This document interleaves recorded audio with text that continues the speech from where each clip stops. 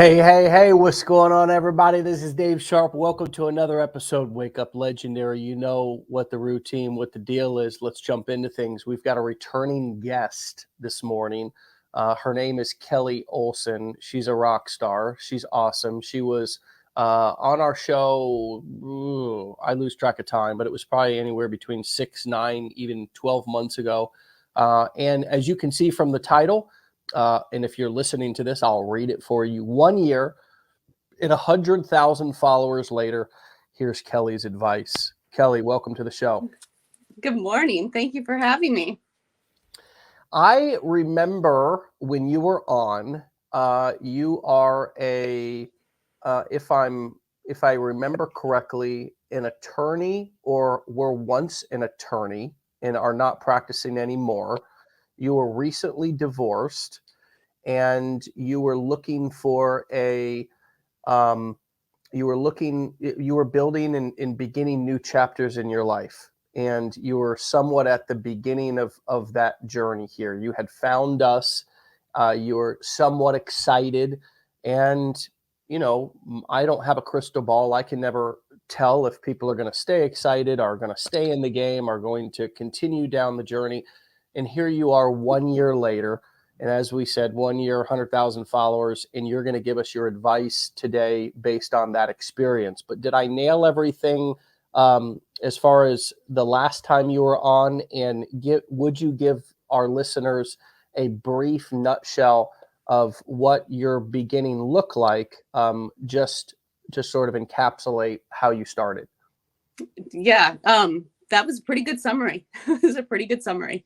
So I got divorced almost 3 years ago and had a transition period where I really needed to find a job and figure out how I was going to provide for my kids. I have 4 kids. So it was quite an uphill battle. And I knew I needed to be close to them and be present. And so I started researching online how I could make money online, how I could work from home so I could still have proximity to my kids and be able to take them to school and their activities and all of that. And I did the usual Shopify store, and then I found Legendary, and it was just one of those things that clicked in my head. It just made sense, and I thought, I can do this. I know I can do this. And so I jumped in, and here I am a year later. And your expectations have been met. They've been exceeded. Give us a perspective about expectations versus reality. So that's an interesting question, because I think a lot of people come into this expecting to make money very, very quickly. And you can, but sustaining a lot of money quickly is difficult. So my expectations have been blown out of the water, but it took a while to get here. So I think my path might have been a little slower than some others, because I was, working a 9 to 5 with 4 kids as a single mom. So I think I was very precise, and I really planned out how I was going to leave my job and what steps to take in my business to make it successful and sustainable. And I think that's really important for people to understand that, you just have to be realistic. Making a gazillion dollars your first, 3 weeks, it's probably not realistic. Sure. Well, it's interesting. Let me ask this before I reply back with my thoughts on that. Have you met goals like transitioning out of your 9 to 5 and now working full-time online? I put my 2 weeks in at my 9 to 5 about a week and a half ago. So okay. I'm done as of Friday. Okay. And I am so excited. I'm so excited. Okay. Fantastic. Well, let's all give Kelly a huge, round of applause there. digital round of applause in the comments for putting in her 2-week notice. So here's my reply back to you, and I just wonder what comes up for you as I say this. I have learned over a decade that short-term goals, usually I make them unrealistic, too big. Long-term goals, I usually make them too small. And I think that's pretty common amongst most us entrepreneurs. We get into something and have big dreams and aspirations of making a lot of money fast, because sometimes we're in a pinch, we need it, and it ends up testing us because it takes longer than that initial week or month or even 2 months or 3 months or 6 months to really get cash flow going consistently. But what we can accomplish if we stick with it over a year, for example, or 20 or 18 months or 24 months is, in my experience, beyond what I had initially even thought was possible. Because when I stick with something, it builds up momentum, and it ends up becoming like compound dividends from, if any of you have studied what compound interest is with an investment, it's really kind of the eighth wonder of the world. How if you put $100,000 into an investment and it makes 10% over 15 years, the amount of money that you'll have and how much of that will be interest versus your initial principal. It's really fascinating, right? And I believe that business success happens the same way if you stay on the path. It feels like you're not earning anything for the first little while, similar to an investment. It's like, oh my gosh, I only made $10,000 on this 100,000 the first year. Like, it's cool, but I wanted to double my money, But then all of a sudden you look at it over 10 years and it's like, holy crap, like I've got more from interest here than I do from principal. Do you agree with that perspective? Does that align with your experience? 100%. 100%. Yep. Yeah. And I think I might have this backwards, but isn't it Tony Robbins who says people underestimate what they can do in a year and overestimate what they can do in like a day or a month? No, it's actually Dave Sharpe. Tony stole that from me. But no. I don't know who it's from, but it's really true. I mean, I think we've all sort of recycled and repurposed a lot of these little quotes. Tony's probably repurposed a lot from the late Jim Rohn, who was his original 100%. Mentor, and many other people. But it's all anything that has that vibe. Yeah, it's like you're not going to get rich quick, but you can get rich realistically. And you can probably get rich quicker than the traditional path, which leads me to my next sort of perspective shift on your journey. You have been able to, quit your job. Essentially, we don't need to know the exacts, but get close or exceed replacing your income within a year. And I didn't go to college, you did, but getting a degree in law takes how many years? I mean, law school's 3, but then you also need your undergraduate, so that's at least another 4. Okay, so we're talking, let's say 7 years. And how much money on average are you investing in that college degree, in those degrees?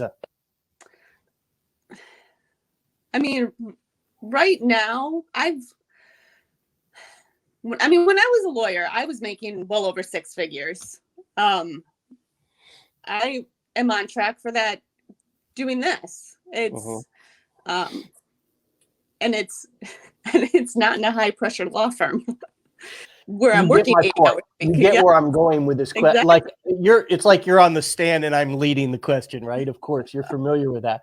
But my point here is that being a lawyer is being a doctor, being a plumber, being a carpenter, being a secretary, being a grocery store clerk.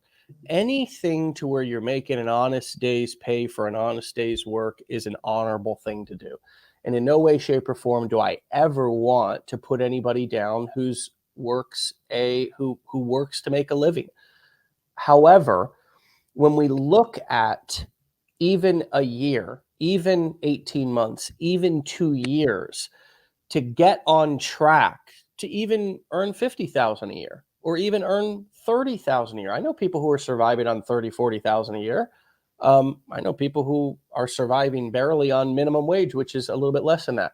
But we're talking six figures that you were precise and on purpose with your activities. And just over a year or right around a year, you're now get on track to do six figures in a year. And we look at that compared to the traditional path, which is student loans, unforgivable debt, right? That can't go into a bankruptcy. It's the only type of debt that can. Fact check me, right? You're the attorney. Fact check me. I mean, that's the only debt that cannot be forgiven in a bankruptcy from what I understand. And, I think there's a lot of attorneys and a lot of architects and a lot of engineers and a lot of folks who are coming out of college right now with a mountain of debt.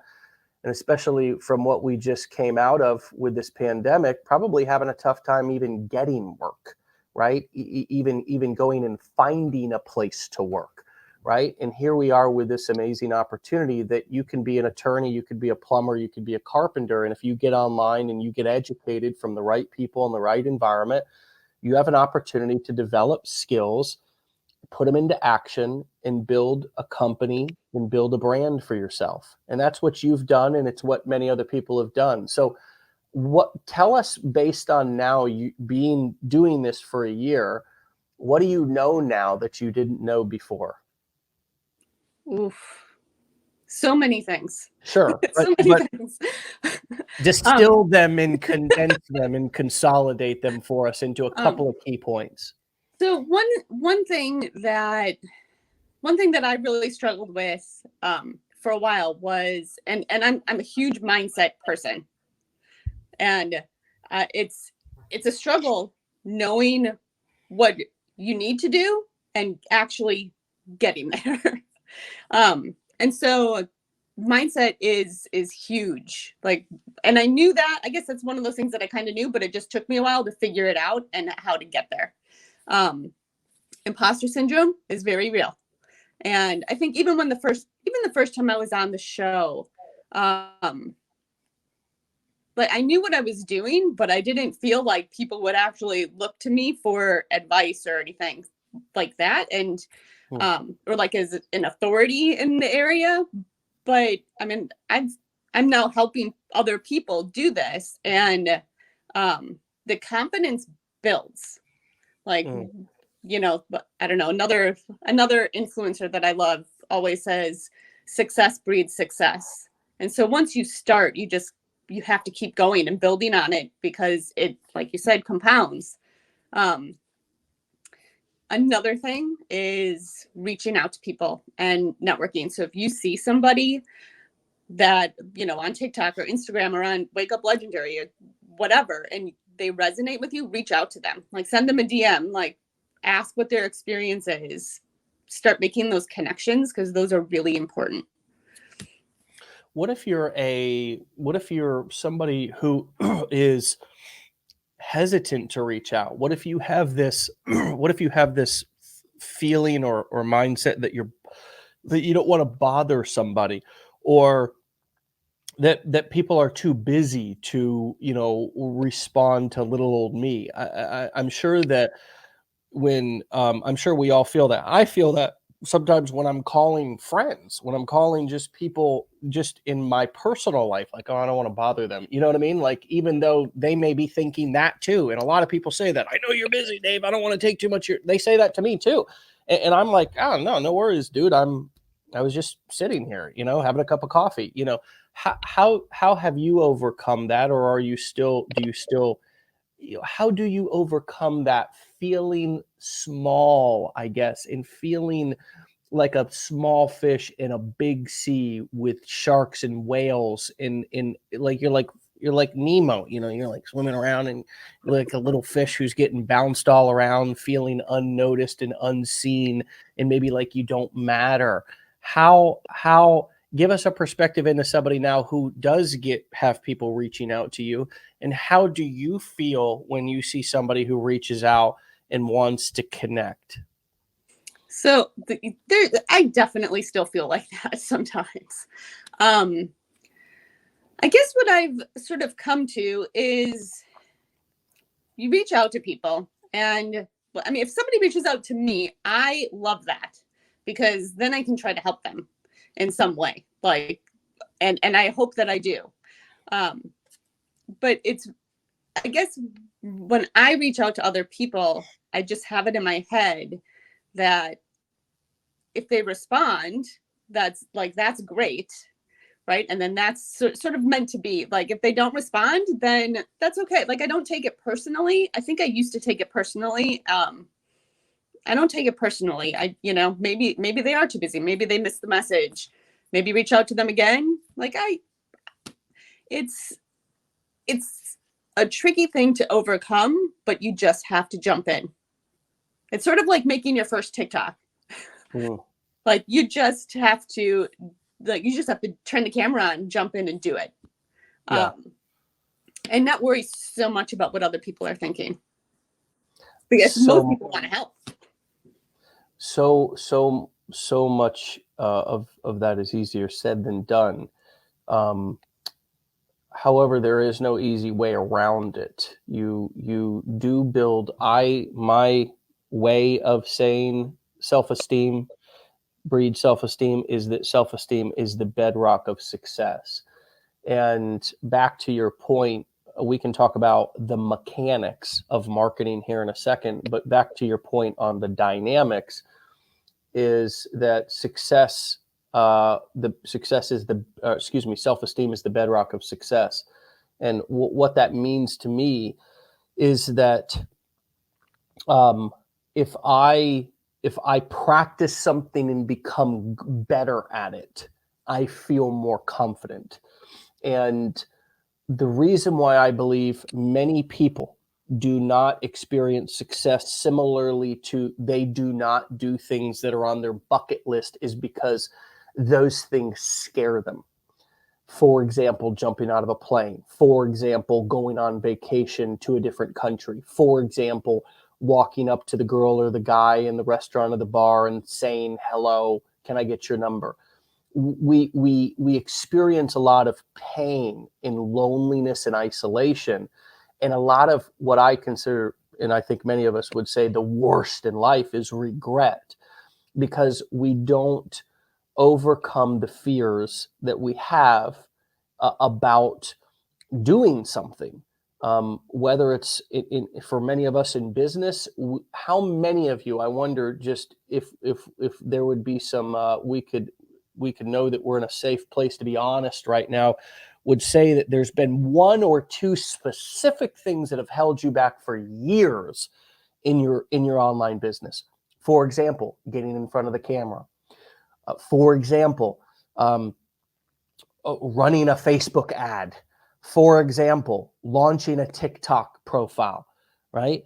There's a lot of people who hide in education, who jump from course to course or guru to guru, or, they get all excited about starting one thing, but then when they're met with that challenge that they avoided in the last venture, they're met with it here again. It might have a little bit of a different gift wrapping on it, but it's the same present. And it's just too scary to open it because you just don't know what's going to be inside. So you do nothing, and then it's easier to just move on to the next guru or move on to the next course or move on to the Facebook feed or whatever. And that turns into a regret, right, Kelly? Because it was like, dang, here I am once again starting over with another business, because the last one I didn't just simply lean in to the fear and lean into the uncomfortability of doing some of these things. So what were some of those things what were the biggest things for you, the behaviors, the activities in your business that were painfully scary? That was it video? Was it reaching out to people one-on-one? Was it buying a course? Like what was the thing that you were like, okay, this is fear mountain and I keep avoiding it, but I need to conquer it? Okay, so I think that I definitely have the tendency to get stuck in education. Like, I definitely do that. And I actually remember very vividly on Decade in a Day, at the very end, you came on and you talked about this exact thing. And I remember, like, I made a comment and then you addressed it, like, while we were live, because I know I do that. I know I do that. Like, the amount of YouTube videos I have watched about all sorts of online, Amazon FBA, drop shipping, like everything. I've binged it all. Mm-hmm. But so when you sort of address that particular point head on in Decade in a Day, I was like, that's it. Like, I'm doing it. Like, I'm just doing it. And for me, it was like, I was always the kid in the back of the class that never said anything. Mm-hmm. Like, I mentioned this on the first time I was on, I flew under the radar. Like, nobody noticed me. Mm-hmm. So getting on camera, where people would see me, was very, very difficult. But in that Decade in a Day, like, I made a promise to myself that within 2 weeks, I was going to be on TikTok. And I just did it. Like, one Sunday, like, took a shower, went right outside to the backyard. My kids thought it was totally insane. Filmed like 4 or 5 TikToks over and over and over and over again. And then I just started posting them. And if I remember correctly, you grew up in an abusive home and your brother was abused and you flew under the radar, and that behavior, that part of it became part of who you were. As you got older, I'm sure it was a survival mechanism that became an asset because you were able to study and get through school and obviously do a hell of a lot of schooling and graduate. And then when it was time to get into the real world, especially as an entrepreneur, that childhood survival mechanism, that certainly was a survival mechanism. And this is something that I think a lot of times I look at trauma, and I agree and disagree with a lot of the approaches to trauma, because it was a survival mechanism that kept me alive and kept me safe as a child. But now it's no longer productive, but it's deeply ingrained in who I am, and I now need to overcome it. Did you have that awareness that was a part of your, who you were, a survival mechanism that you needed to address and face as you were doing this? 100%. Yeah. I knew it. I mean, I knew that I flew under the radar because, I mean, people told me. People like thought I was, the dumb kid in the back of the class because I never said anything, which was not the case. So, I knew it back then. And sort of as a result of my divorce and some of the things that kind of came out from that, deciding how I was going to address some of the rumors and gossip and all of that kind of stuff. It's another one of those things where it was like, oh, like I need to figure this out for myself. And then getting online and doing the 15-day challenge and deciding that I'm going to implement it, and like, to hell with the fears, like forget, like, this isn't working anymore, and I need to do something else. Like, I need to be seen. I'm smart, I'm capable. There's no reason that I should be hiding in a corner anymore. And I pushed through it, and it was damn hard. And like, it took some therapy. And and there are times I still think about it. There's definitely days I'm still nervous getting on camera, but it's a lot less. Yeah. It's a lot less. And, you know, I'm a lot less worried now about what other people think of me. Mm. So I that think, has been huge, a huge, like, life-changing perspective for me that came out of a 15-day challenge that I never would have expected that, right? I mean, you expect to like learn how to make money online, but I've met countless people now that have had these major life transitions and fears overcome because of this program. yeah. Well, I think, first of all, congrats on that, because that's leaning in coupling, emotional and mindset work with getting out in the real world and doing what my therapist calls corrective behavior, right? And corrective behavior is, uh, for example, when I've always had the sort of survival mechanism that's a result of childhood trauma of being quiet and flying under the radar. When I'm aware of that and I feel the feelings, and I feel like my 8-year-old self, or I feel like my 12-year-old self, or for me, a lot of it is my 14, 15-year-old self, very rebellious and also scared and confused and seeking safety, but not knowing where to find it. And I'm feeling that, and I'm aware of that. That's going on with me right now. Basically, the 14-year-old's running the show right now, and instead, I invite my adult self to step in to the room. I invite my adult self to step in to the situation and let him take over and say, "Hey, little buddy, I got this," right? And then do it anyways, right? Walk through it, and almost you just sit over there. You just sit over there in that chair. You sit over in that couch. You're good. You're safe. I got this. The adult version of Dave has this, and then walks through whatever the situation is, and does it anyways, with the feelings. And then eventually, because I can't think myself into a new way of acting, but I can act myself into a new way of thinking and feeling. Eventually, if I repeat that corrective behavior and experience again and again and again, eventually the person who shows up first is not the 14-year-old Dave anymore. It's the 37-year-old Dave.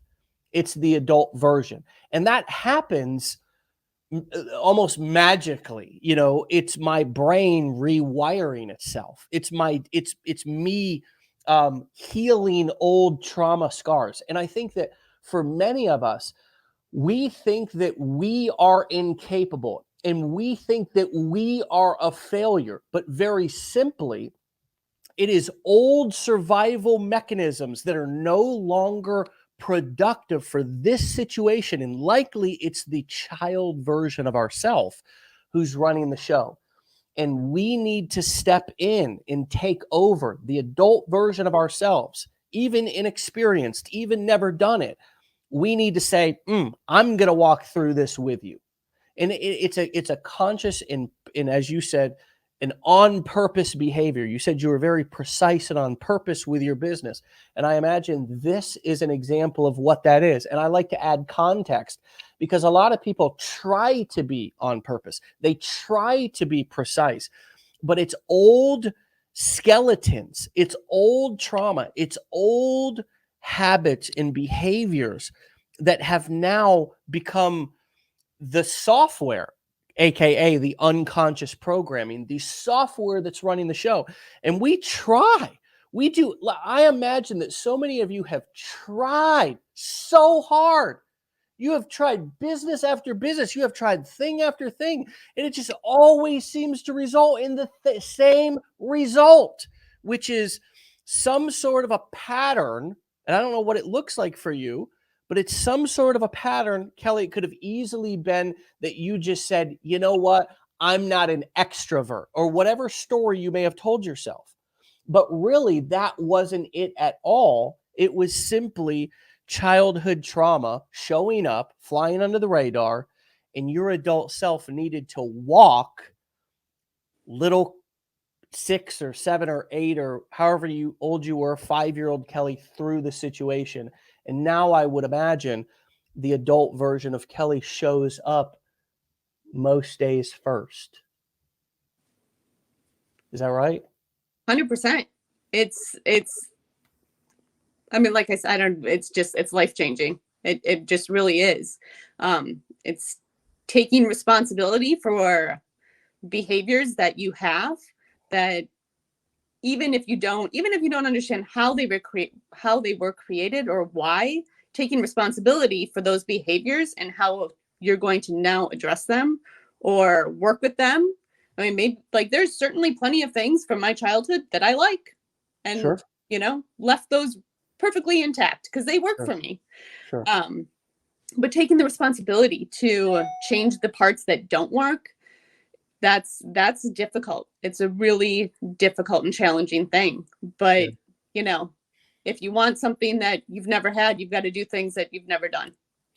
When I was getting clean, I was 24 years old. I had just dove into an addiction to places that I never would have imagined that I would have gone. I was coming out of the fog in February of 2008 going, how did I get here?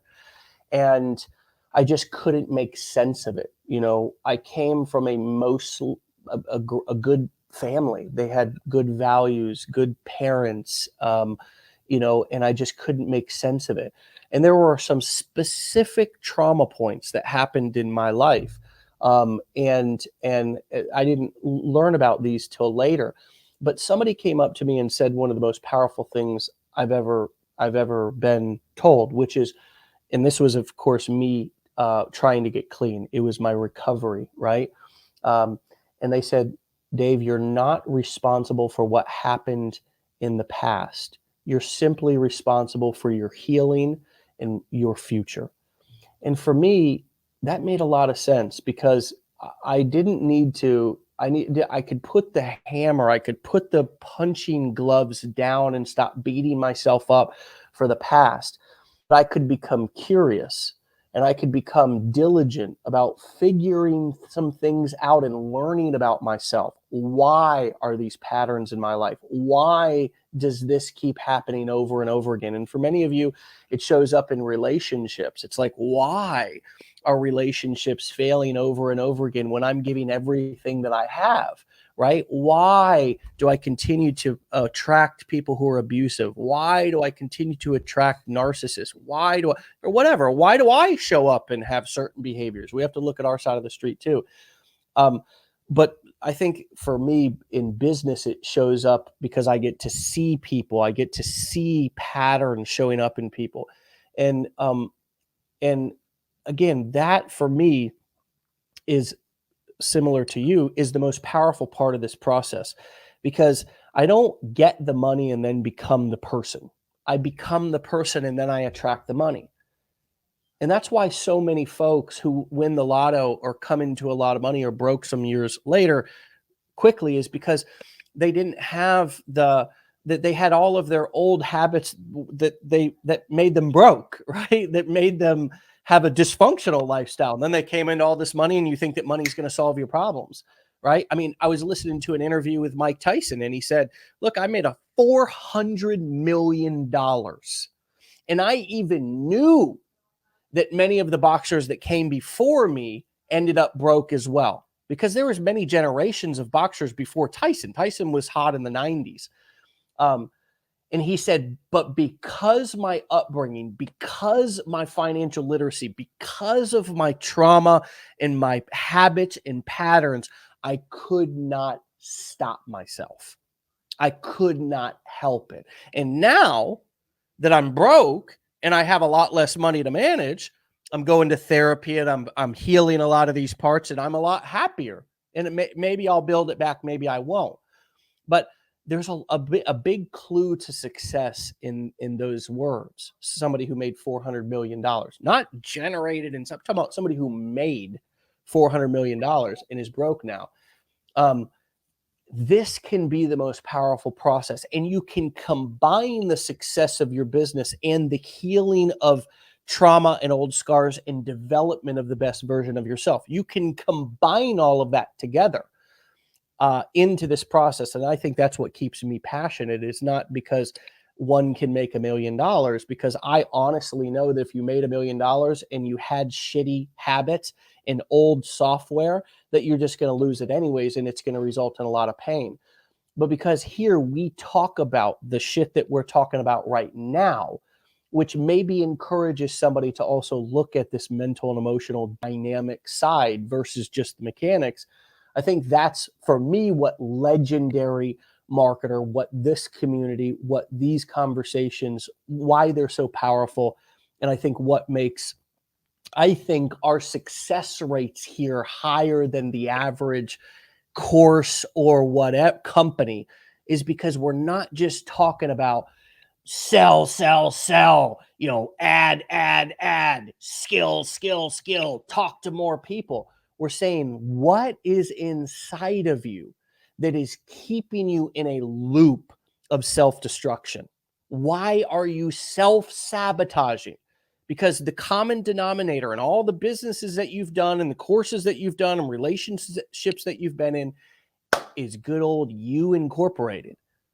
And that's a tough pill to swallow, I think, for a lot of people. But when you do, and you take total and full responsibility, it's the most liberating experience. Would you agree with that?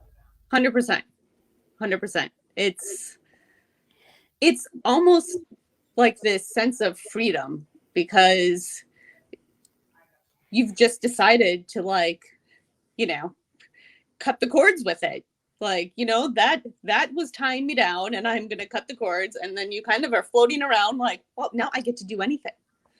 Like, I don't have that anchoring me anymore. So, like, I mean, really, you just get to create what it is you do want. And that's empowering. Yeah, it is. So let's touch on your marketing here for a second. Since we've covered the dynamics, let's talk about some mechanics for a second. So you kind of dove right into TikTok marketing. And if I remember correctly, that's what you were doing initially. You've stayed pretty consistent with that.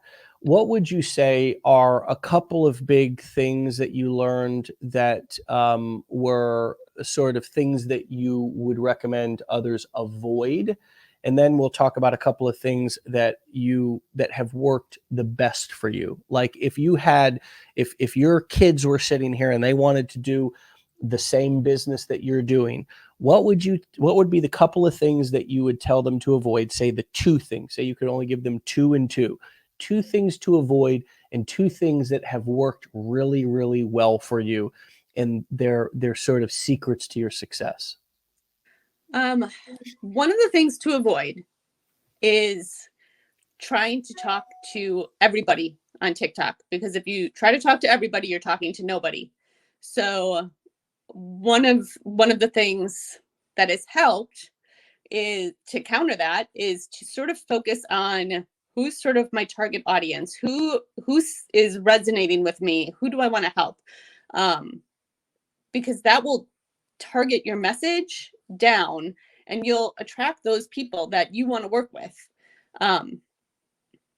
It's very easy to get caught up in the numbers game on TikTok. Like, is my video going viral? Is it going by, it's very easy to get caught up in that. So like the numbers don't really matter. Like the leaderboards don't really matter. They're not an accurate picture of how successful somebody is doing. So focus in on, not income claims, not following numbers, not virality, but focus in on who can I help and who resonates with me, and like really fine tune your messaging. And then the other thing that I think has helped a lot, and I think this is a shift in how, at least for me, how TikTok seems to be headed is, I mean, and right now I do still have the legendary link in my bio, but directing people into my Facebook group where I can talk to people in DMs and more directly and do live trainings there, it has been that's been a game changer. So directing people sort of off of the viral platform into something that's a little more stable, like even Instagram is better, in my opinion, than keeping people just on TikTok, because you get reported. Many people have had accounts taken down. Lives get reported. It's much easier to do lives on Facebook and Instagram and really connect with people. And the DMs on Facebook and Instagram are just, it's much more user friendly and easier to talk to people. So Yeah. I can see that. It's interesting because I would have never guessed that as quick, you call it as viral. I think it's the same thing. Viral, fast, quick, like videos can take off. People use the app super fast, right? Like they're scrolling fast. You know what I mean? Quick thumb movement, up, boom, boom, boom, boom, boom, boom. Where you might scroll or your blood pressure might be lower on like Facebook or Instagram. And I'm not saying it's super low, because we all know, you get it, you got to slosh through. This is one of the best things that I heard about social media, particularly Facebook the other day, was you got to slosh through everybody's propaganda and political bullshit to see pictures of your grandkids, and eventually that's, I think people are kind of tired of that in a sense. But anyways, the point is that TikTok's a fast app. I would have never imagined that it'd drive the amount of sales that it does, but it really does. Like it's just so fascinating how people will buy off of TikTok. In my experience, as much or more than any other app. But there's a reason why we do lives on Facebook. You know what I mean? Is because, people tend to always be at least checking Facebook. It's still a pretty, people are going to go on there and scroll through and check.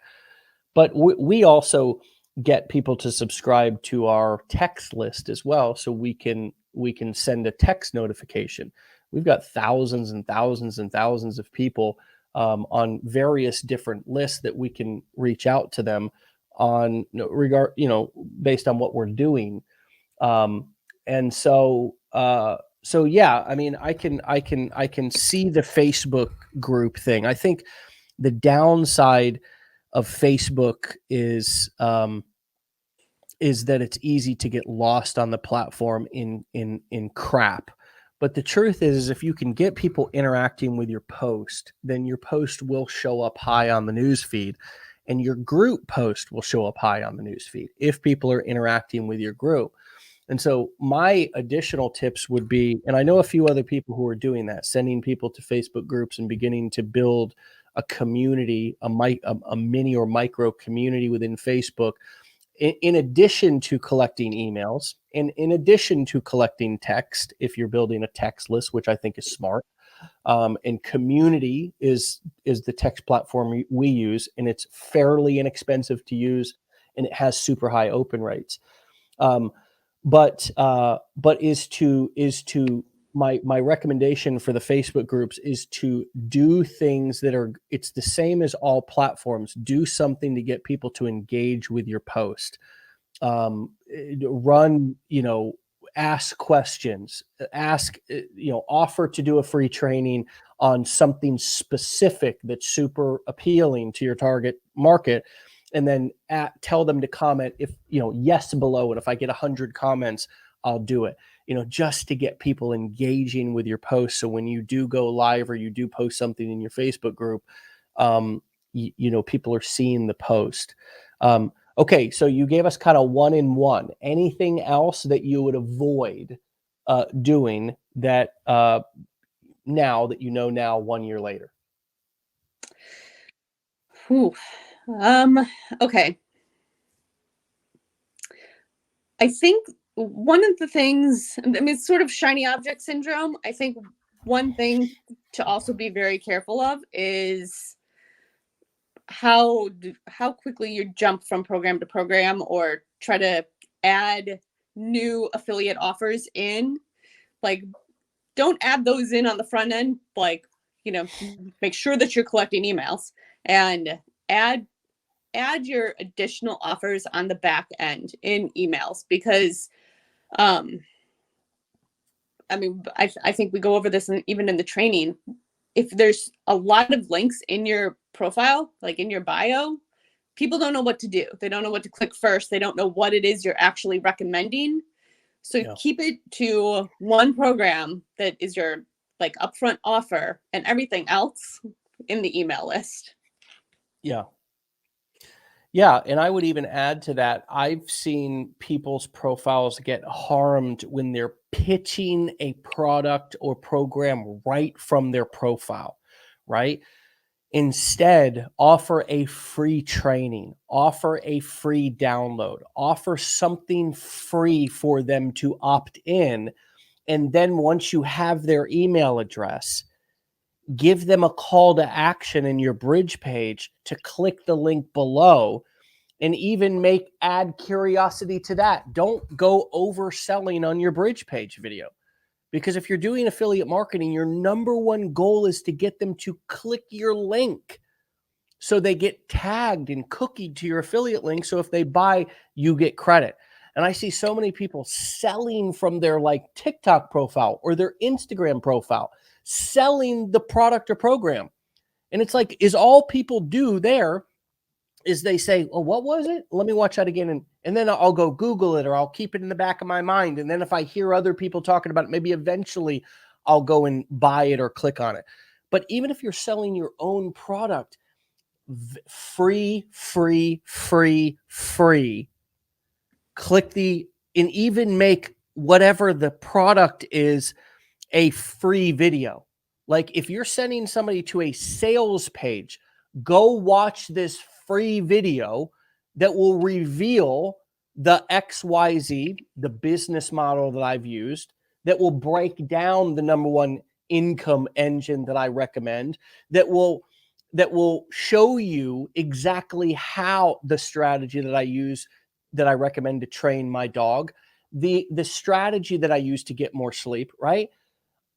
Not go over and check out, Dave's, money program or Jim's dog training, because curiosity, there's two things that will get somebody to opt in or click more than anything: something free, something valuable, and something that gets their curiosity. And what most people do is they just punch all three of those right in the eye, right in like a TikTok video. Well, I'm going to tell you that it's a paid program. I'm going to tell you what it is, and I'm going to tell you the name of it right here.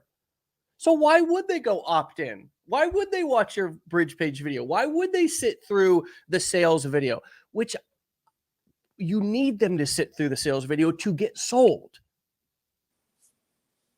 So just something to piggyback on that, that recommendation that you just gave to avoid, which you said, don't leave too many, offers on your link. Yeah. These damn link tree things are like, they're like a marketer's worst nightmare, because think about this logically.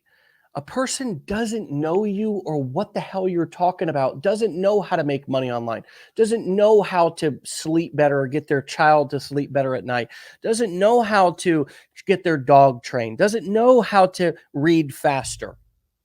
And then you're going to bring them to a page that has 5 different options and say, well, choose one. They're going to go, I have no idea. I'm not doing that work. Back to scrolling. 100%. I did that. I 100% did that. If like there's somebody whose video catches my attention and I click on their bio and there's a whole bunch of things listed, I'm out. It's too overwhelming. Yeah, and it's not even clear what any of these things are. Like none of the buttons actually are descriptive enough for me to even know what to. So yeah, that's definitely it. Like limit the amount of upfront offers, and also like provide value. Like, DM people, but don't be spammy about it. Like just DM people and ask if they need any help with anything, and then help them. Don't try to constantly be selling people and throwing your links at them. Like if you just help people, you will be making money eventually. Prove that you can help them by actually helping them. Yeah. Novel concept, I know, right? But it's like, prove that you can help them by actually helping them. The only thing that your perfect customer wants, and they will buy from you in the hundreds and the thousands of people will buy from you, thousands of people, because they want to be helped. And if you can prove to them that you can help them by actually helping them, you will never want for money again. Yeah. If you can prove to them that you can help them, not by convincing them, not by overselling them, not by some magical secret that you're going to learn if you just find the right guru, but by actually helping them, right? By making videos that are helpful and valuable, that show people things, that explain complicated ideas simply. So many of you are overlooking so many ideas that are so simple that you could explain, that you learn right here from the show. That you could just, I mean, there are literally 20 TikToks from this interview or more that you could go through, rewatch, listen to the concept, pause, write it down. That's a video. Listen to and those are all would be valuable. So many of you are like, oh, this is valuable. You know, I'm going to catch the replay. You guys are, but listen, learn, do, teach, right? This is all we do these shows because we want you to get value, but we also want to teach you things. Each one teach one, so you can use this content, these concepts, to go and be more valuable in the marketplace, to be more valuable. So any final words that you would leave, our listeners, our audience, your friends, your community members here with, for them to, maybe somebody who's on the fence, somebody who's just starting their journey, or, somebody who's listening, who's kind of at that breakdown or breakthrough crossroads? Yeah. I mean, the biggest thing is, like with this, there's so little risk to just trying it. Like, just go through the training, try it, see if it resonates, because if it does, it could be life changing. And if you see something, you're like, oh yeah, I don't know. I mean, you're not really out anything. It's a whole community of people that are willing to help all the time. It's fascinating to me to watch the community and how everybody rallies around people. Like, that is huge. And that will help carry you when you're in the valley of despair and you're doubting yourself and you're not sure if it's going to work. I've seen so many people reach out in that, and there's literally like tens or hundreds of comments under these posts of people supporting. So that is really, really huge. And like just what I said a few minutes ago, like for everybody else who's already doing it, just help people. Like, just focus on helping people and providing value. And if you can help one other person believe in themselves or earn a $2.80 commission, like, that's the best commission of their life. Like, everybody remembers their first commission because it proves, it solidifies that this actually works. And so if you can help people get to that point, like, I mean, that makes me so happy. I am so happy when somebody tells me that they've got a $2.80 commission. It like brightens my whole day. It's I don't know, it's just so amazing because they did it. And so just help people succeed, help people get there. Yeah. That's really what I think. I mean, that's really what this is all about. Yeah. And the rest takes care of itself. Well, congrats to you again on your 2-week notice at your job. And, I'm excited to see what happens. Yeah. You'll get a large part, 40 hours or so of your life back, which, gosh, it's a big deal. It's a big deal. If we think about it, 4, 8, 12, 8, 16, 24. Yeah. There's 120 hours in a week, right? 40 hours a week. If we're working 8 hours a day, I think my math's right there, 120 hours a week back, or excuse me, 40 hours out of 120 hours a week back. That's 1/3 of your life, and then if you put into, travel times, yeah, you're over 1/3 of your life, back. And some of you are working, 50, 60, 70 hours. But just imagine that, just imagine getting all that time back and being able to work from home, or being able to work from your cell phone, and travel around, or, respond to messages and make videos sitting at your local coffee shop, or right before you get ready to walk into the grocery store. I know a lot of people who create in their car, like, and they go to the store, the grocery store, and then they make videos either going in or coming out, and just to integrate your business into your life, and not so they have to be separate, right? Where you have to leave kids, leave house, leave where you're comfortable and safe at, but instead stay and integrate and build and design your lifestyle, even work while you travel. There's so much you can do with that level of flexibility. So I'm excited to see where you go, what you do over the next 12 months. Come back again, in the next, 4 to 6 months, if you will, at least, and keep us posted and updated. I know you've been so valuable to so many people, because I hear about it. And I hear people saying, "Oh, Kelly, help me, Kelly Olson this, Kelly Olson that."